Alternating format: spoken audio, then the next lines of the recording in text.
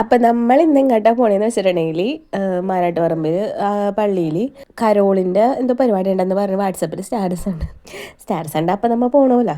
അപ്പം അങ്ങനെ പോയതാണ്. പക്ഷെ ഞങ്ങൾ എപ്പോഴും എല്ലായിടത്തും ലേറ്റ് ആയത് കാരണം അവിടെയും ലേറ്റായി. എല്ലാവരും വഴിയിലിറങ്ങി ഇപ്പം ഉണ്ട്. ഓരോരുത്തർ പരിപാടി കഴിഞ്ഞ് പോണ്. എന്താണ് മാലാഖയൊക്കെ ആണെങ്കിൽ ചായയും കുടിച്ച് സൈഡിൽ നിൽക്കണേണ്. ചിറക് വിരിച്ച മാലാഖയാണെങ്കിൽ സ്റ്റേജിൽ നിന്ന് ഇറങ്ങി പോയി. പിന്നെ അതൊക്കെ പോട്ടെ, ഏതായാലും വന്നല്ലേ എന്ന് പറഞ്ഞുകൊണ്ട് അവിടെ ഇന്ന് അപ്പം 2-3 ഡാൻസ് എല്ലാം കഴിഞ്ഞ് ലാസ്റ്റത്തെ 2 ഡാൻസ് എന്താണ്ടും കണ്ട് ഞങ്ങൾ. പപ്പാഞ്ഞിയുടെ ഡാൻസ്, പിന്നെ കുറച്ച് പിള്ളേരുടെ ഡാൻസ് ഒക്കെ ഉണ്ടായിരുന്നു.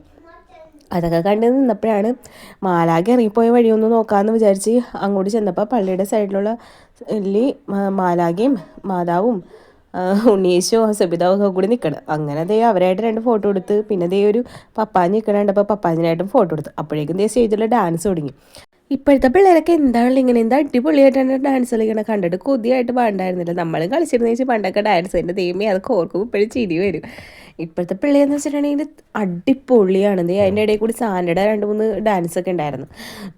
അപ്പോൾ അതൊക്കെ കണ്ടിരുന്നപ്പോൾ കേക്ക് കട്ടിങ് ഉണ്ടായിരുന്നു. അപ്പോൾ ഒരു കേക്ക് കിട്ടി.